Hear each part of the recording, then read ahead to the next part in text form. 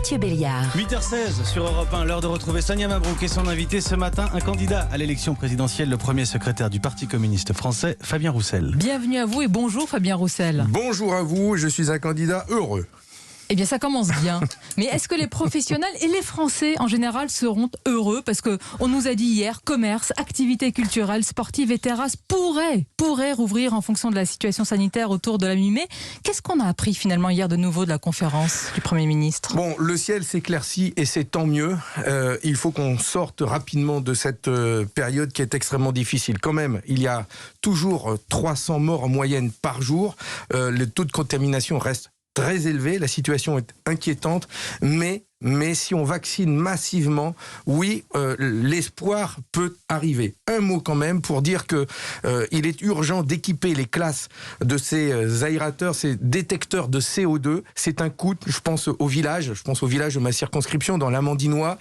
Ils ont déjà beaucoup dépensé durant cette année de pandémie, et avec des recettes en moins aussi. Et donc, il y a besoin que l'État prenne en charge l'installation de ces détecteurs de CO2. C'est très urgent, c'est important. Ça s'est fait complètement dans d'autres pays. Je pense à l'Allemagne, il faut le faire en France. Vous parlez de l'école, préoccupation majeure, Fabien Roussel, retour en classe ce lundi avec un protocole strict. Un cas de contamination, une classe fermée. Est-ce que c'est de la surprotection, trop de prudence?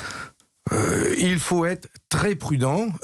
Il vaut mieux faire ça que de fermer l'école. Mais surtout, je le regrette, j'avais appelé à ce que l'on puisse profiter des vacances pour vacciner massivement les professeurs. Ils ont fait le choix, ce gouvernement, de ne vacciner que ceux qui ont plus de 55 ans. Entre nous, ils sont pas si nombreux que ça. Je pense à tous ces professeurs, ces jeunes, mais aussi les agents de nos communes, des départements, des régions qui travaillent. C'est trop tard, selon vous. Bah ouais, mais il faut le faire quand même. Là, il faut ouvrir la vaccination aux moins de 55 ans de toutes ces professions, y compris il y a des vaccins AstraZeneca qui sont pas aujourd'hui, qui trouvent pas preneur. Peut-être que là, ils pourraient se faire vacciner. Il y a une demande en tout cas. J'en viens justement à la vaccination. Vous avez adressé, Fabien Roussel, un courrier au président de la République dans lequel vous réclamez de nouveau la levée des brevets sur les vaccins et vous dénoncez l'augmentation potentielle des prix du vaccin Pfizer. Dites-nous, vous, président, vous tordrez le bras au laboratoire ? Mais parce que cette situation, ça va être un scandale financier, économique qui va apparaître au grand jour. L'opinion, les Français ne comprennent pas. Aujourd'hui, le vaccin Pfizer est devenu la plus grosse machine à cash de ces actionnaires, de cette industrie pharmaceutique. Et les actionnaires, c'est pas monsieur et madame tout le monde. Les actionnaires, c'est Goldman Sachs, BlackRock, Morgan Stanley, UBS. C'est les grandes banques et fonds d'investissement, ceux qui gèrent d'ailleurs les retraites des Américains. En gros, ils vont faire les poches de la sécurité sociale des Français avec des prix des vaccins qui vont augmenter. Alors qu'ils en vendent, mais comme jamais ils n'en ont vendu. Et l'Union européenne est en train de négocier actuellement 1,8 milliard de doses Pfizer pour l'année 2021-22-23. À quel prix la dose ? Est-ce que vous le savez ? Dans la plus grande opacité. On ne le sait pas aujourd'hui. Nous ne savons rien. Nous savons une chose. C'est que depuis que j'ai fait ces révélations, la ministre Agnès Pannier-Runacher a admis qu'effectivement, les négociations se faisaient avec des prix à la hausse. Pour quelles raisons ces prix augmente? Qu'est-ce qui justifie une augmentation des prix du vaccin? Vous avez dû lire la réponse de Pfizer qui dit que hors période pandémique, ils vont mécaniquement augmenter le prix du vaccin. Hors période pandémique, disent-ils. Mais pour quelle raison? C'est quoi cette mécanique? C'est la mécanique des dividendes? C'est parce qu'aujourd'hui, ça vous surprend de la part des laboratoires? Vous n'êtes pas naïf à ce point. Ah non, mais ce n'est pas acceptable. Ce n'est pas acceptable. Vous imaginez, vous comme moi, Sonia Mabrouk, qui sommes sur des rives opposées. Pourquoi vous dites-vous cela? Parce que nous sommes opposés dans ce bureau. Nous avons la distanciation.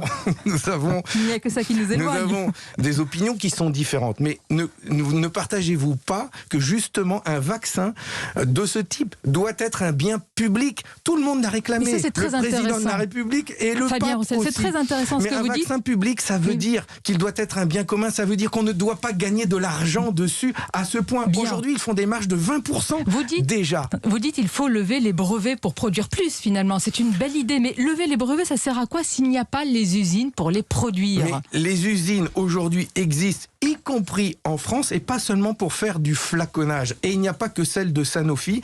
Les syndicats nous le disent. Il est possible de produire ces vaccins et la substance de ces vaccins. C'est possible de le faire en France, mais dans d'autres usines qui existent en Europe. C'est l'Afrique du Sud et l'Inde qui le demandent pour leur propre pays. Il faut faire tourner les machines à plein pour produire les vaccins en nombre. C'est la seule solution. Mais pourquoi pour alors pouvoir la se ministre, vacciner et ne pas avoir d'autres virus mutants Pourquoi apparaître. par exemple Agnès Pannier-Runacher dit la recette du vaccin c'est bien, mais avoir les usines c'est mieux. Elle vous dit que le sujet n'est pas tant la propriété intellectuelle que les capacités industrielles qui manquent aujourd'hui. Mais les capacités industrielles, mais c'est elle qui ment.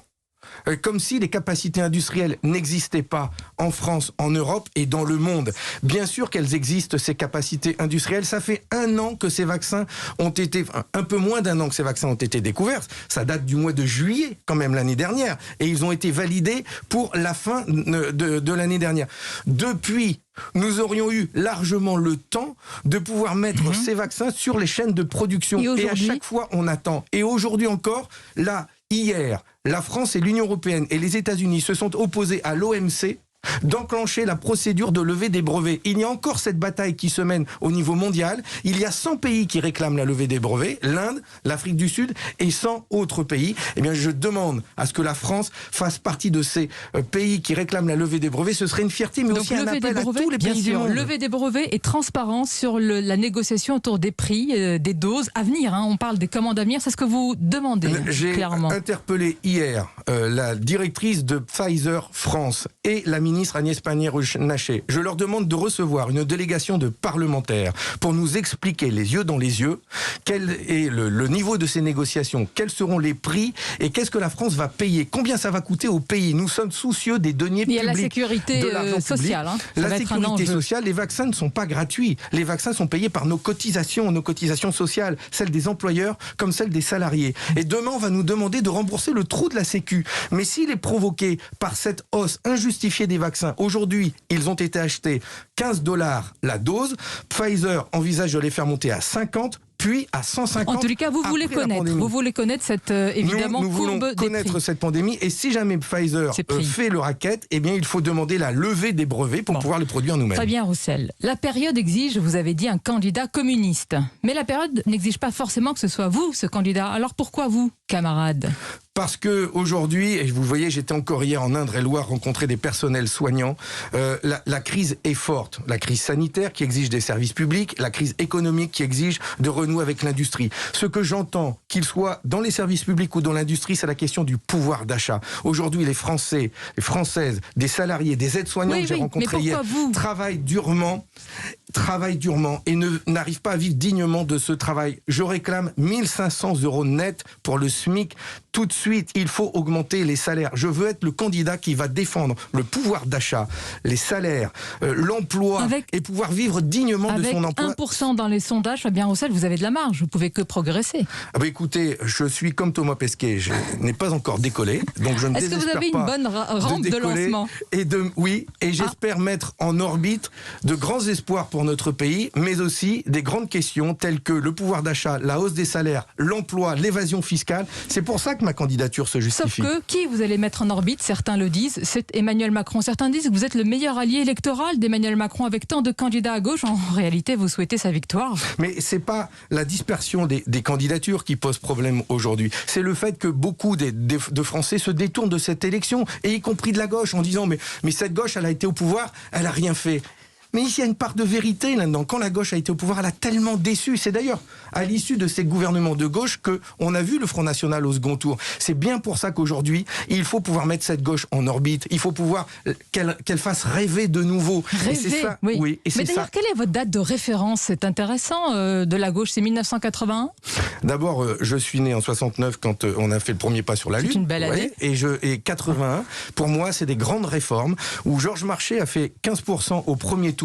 Ça a permis la victoire de François Mitterrand. C'est-à-dire 15 fois plus que vous ? Oui, mais vous voyez, les 15% de Georges Marchais, les 15% de Georges Marchais, ça a surtout permis de faire en sorte que la gauche était forte et que des idées telles que la nationalisation des banques, telles que la privatisation, la nationalisation de grands pans de notre industrie, telles que Et l'ISF. 2 ans après, le tournant de la rigueur. Oh là là, vos sympathisants vont apprécier la gauche à ce moment-là. Mais c'est toute l'erreur qui a été faite à ce moment-là. C'est que, en gros, il y a une délégation de pouvoir aux forces de gauche. Il ne faut pas déléguer le pouvoir, il faut passer un pacte avec les Français, et c'est bien ce que je propose. C'est-à-dire que une fois au pouvoir, moi je ne dirais pas laissez, on va s'occuper de tout, on va faire avec. Il faut qu'on construise avec les Français. Il faut qu'ils puissent baguer les politiques. Fabien Roussel, vous pouvez nous dire que vous serez candidat, quoi qu'il en coûte, jusqu'au bout, parce que vos amis de gauche, socialistes, écologistes, affirment que vous faites monter la sauce, mais que vous allez vous rallier, que vous allez vous ranger, et que la question c'est quand ?